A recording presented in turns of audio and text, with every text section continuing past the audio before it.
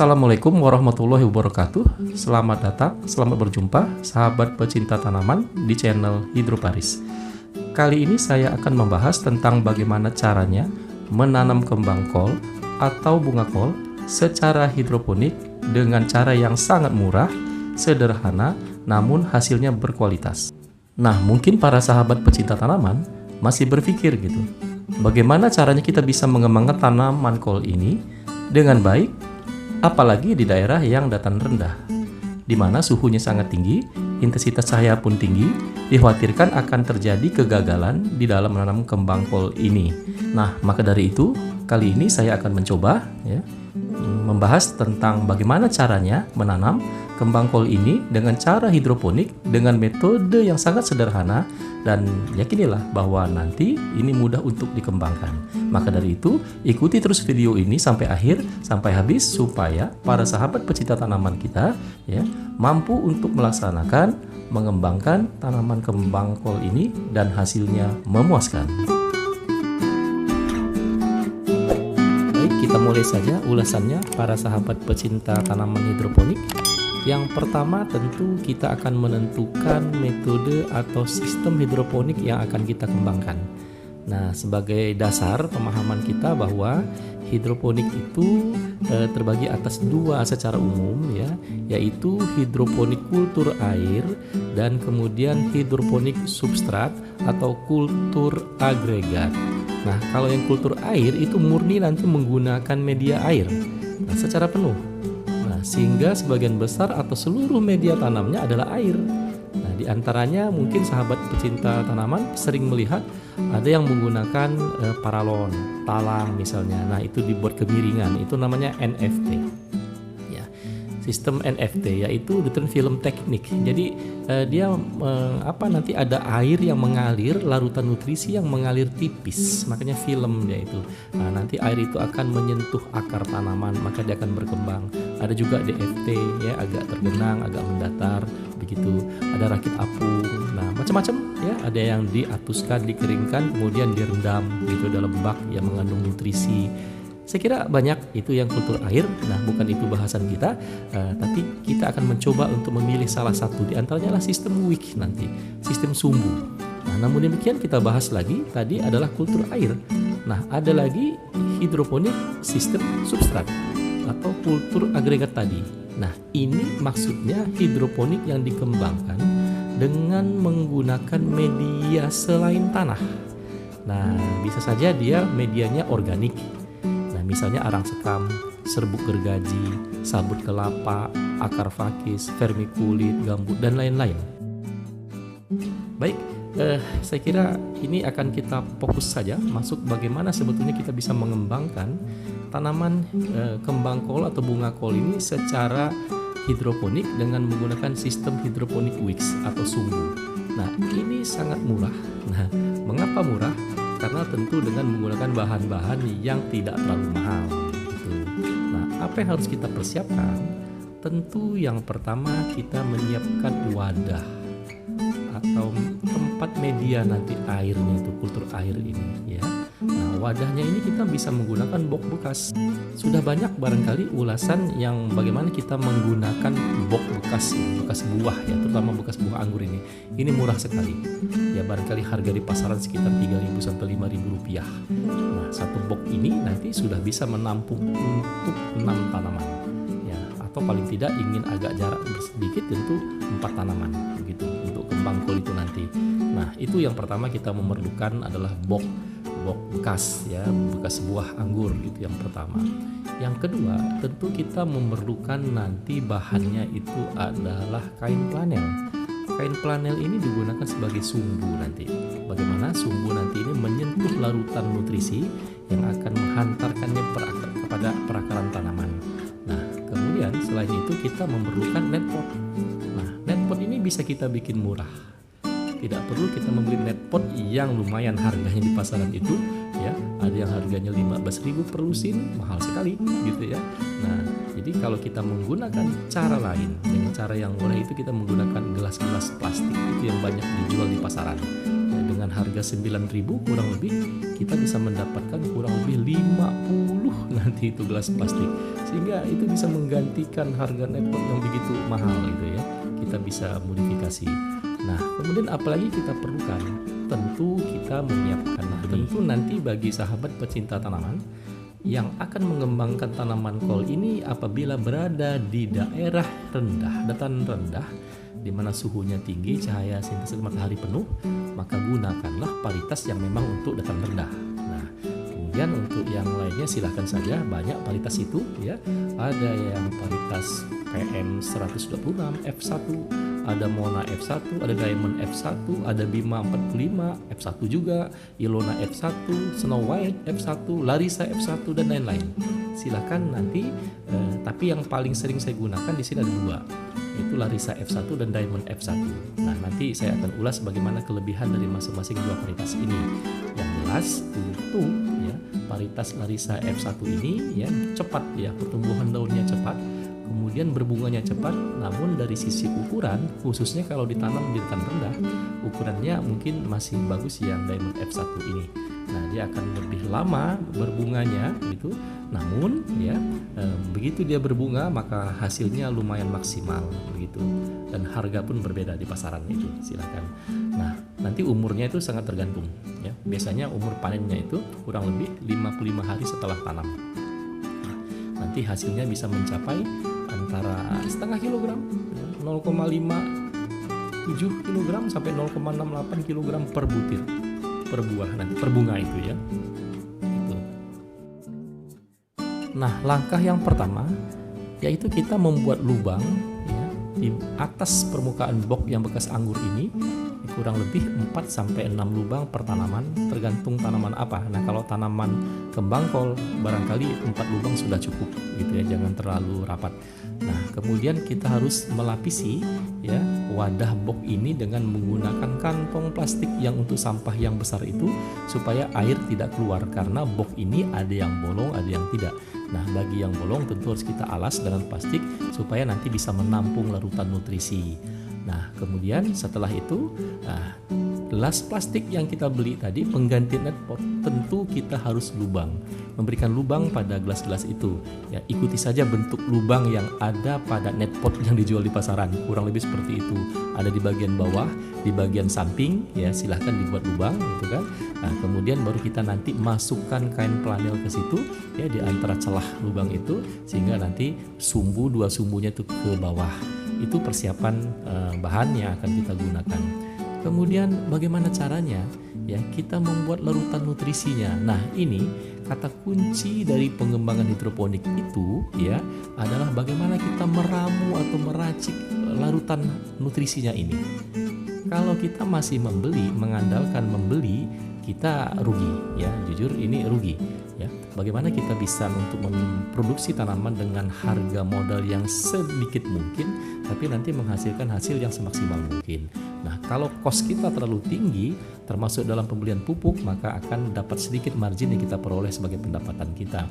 Maka dari itu saya menawarkan di sini bagaimana caranya membuat larutan sendiri dari unsur hara yang diperlukan oleh tanaman. Seperti yang kita ketahui bahwa untuk hidroponik itu menggunakan dua pupuk. Jadi kita kenal sebagai pupuk A dan pupuk B. Nanti ada larutan A dan larutan B. Nah, nanti keduanya baru kita masukkan ke dalam media air ya, kita campur dan kita ukur konsentrasinya.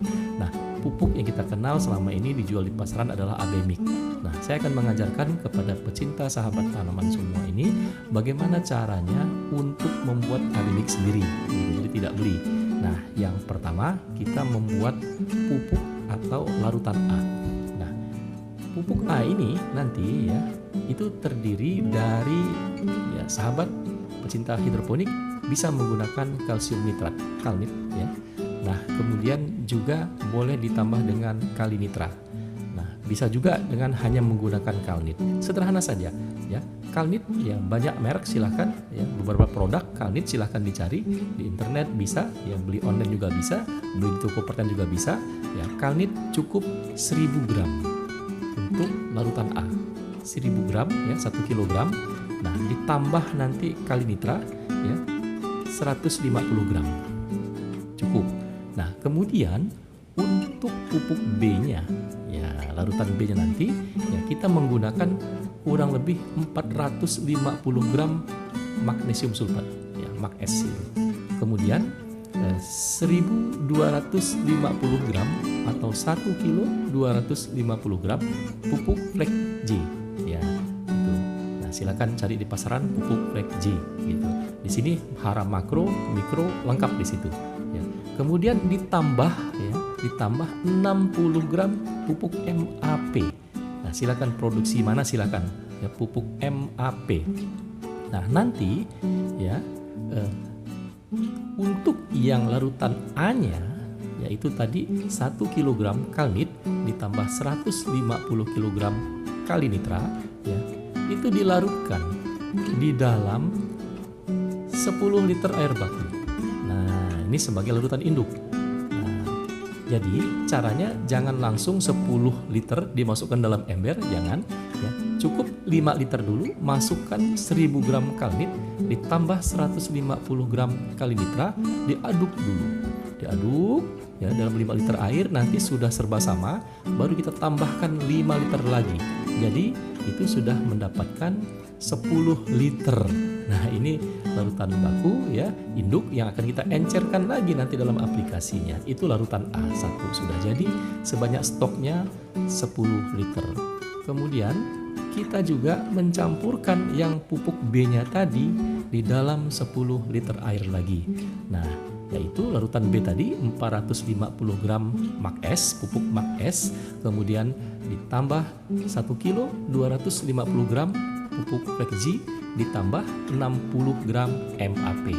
Nah, caranya sama, larutkan dulu dalam 5 liter air ya. Kemudian nanti sudah diaduk merata, baru kita tambahkan lagi 5 liter air. Jadi totalnya 10 liter air. Sudah kita peroleh sekarang 10 liter larutan pupuk A dan 10 liter larutan ya stok ya ini untuk yang pupuk B-nya. Nah, sudah siap. Nah, nanti dalam aplikasinya baru kita berikan ke dalam media tumbuh kita. Media kita adalah kultur air tadi ya, dengan menggunakan box bekas anggur. Jadi isilah nanti box bekas anggur itu kurang lebih 10 liter. 10 liter air yang mengandung nutrisi abimik ini yang kita bikin sendiri ini. Caranya bagaimana ya? Nanti per liternya, per liter air kurang lebih diberikan 5 mili larutan stok A dan 5 mili larutan stok B yang sudah kita buat tadi. Nah, jadi kalaulah satu box itu airnya 10 liter, maka cukup kita memberikan kurang lebih 50 mili ya, 50 mili untuk mencukupi 10 liter air tadi. Dengan konsentrasinya nanti dihitung lagi. Silakan diukur pakai TDS meter. Sudah banyak tutorialnya barangkali bagaimana menggunakan TDS meter mengukur kepekatan larutan itu. Kita mengejar yang 1000 sampai 1200 ppm.